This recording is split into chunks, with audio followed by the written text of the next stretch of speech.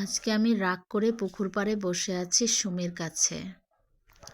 আমার ছেলে আমাকে ডাকছে, বরমশাই ডাকছে, তাড়াতাড়ি কাজ করো, তাড়াতাড়ি রান্না করো, কাজে যাবে। আর আমি রান্না আজকে করব না, রাগ করেছি।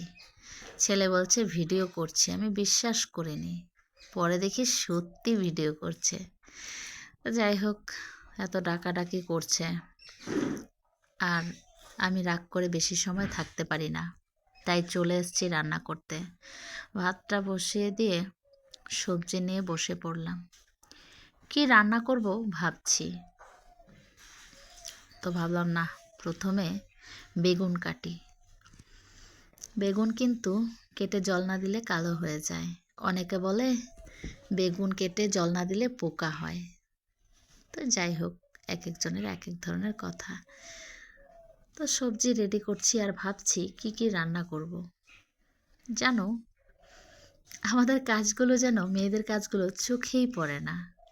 কিন্তু হ্যাঁ, যে বাড়িতে মেয়ে বউ নেই তাদের কাজগুলো কিন্তু দেখা যায়। মেয়ে বউ নেই তখন বাড়িঘর নোংরা হয়ে থাকে, তখন কাজগুলো দেখা যায়। অনেক কাজ যখন ওরা করে পুরুষ লোক, তারা তখন বুঝতে পারে যে না, কাজ আছে। কিন্তু আসলে আমরা তো সব কাজ গুছিয়ে করি, তাই আমাদের কাজগুলো দেখা যায় না। তো কথা বলতে বলতে ভাত হয়ে গেল। এদিকে দেখো সবজি কেটে নিয়েছি, রেডি করলাম বেগুন ভাজা আর মূলো, আলু, বেগুন দিয়ে শুকনা মাছ করব। এদিকে মূলা ভাজি রেডি করলাম। আবার গরুর খাবারটাও আমি সকাল সকাল করে নিই।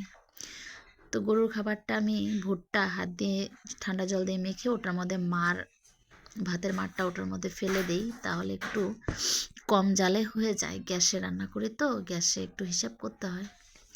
তো বেশি না, 4টে বেগুন ভাজি বরের জন্য করলাম। আর মূলা ভাজিও তো কেটেছি, এক এক করে করব। তো বেগুন ভাজাটা হয়ে গেছে, নামিয়ে নিলাম। এদিকে মূলো ভাজি বসিয়ে দিয়েছি। মূলো ভাজাটা হয়ে গেলে করব শুকনা মাছ। তো এক এক করে একটা একটা করে রান্না করে নিচ্ছি। আর জানো, রান্না করতে বেশি টাইম লাগে না যদি সব কিছু গুছিয়ে নেওয়া যায়। তো সব সবজি দিয়ে শুকনা মাছ দিয়ে দিয়েছি, কেটে কেটে ছোট ছোট শুকনা মাছ। তো শুকনা মাছের সবজি করব। আর এদিকে বরমশাইয়ের সময় হয়ে গেছে, খেতে চাইছে, বলছে খাবার দাও। তো আমি বললাম সবজিটাতে একটু জল দিয়ে তারপর খাবারটা দিচ্ছি। তো এদিকে দেখো সবজিটা প্রায় কষাচ্ছি নুন হলুদ দিয়ে ঢেকে ঢেকে। এদিকে ভাত বেড়ে নিলাম, ভাত দিয়ে দিতে হবে, কাজে যাবে সকাল সকাল।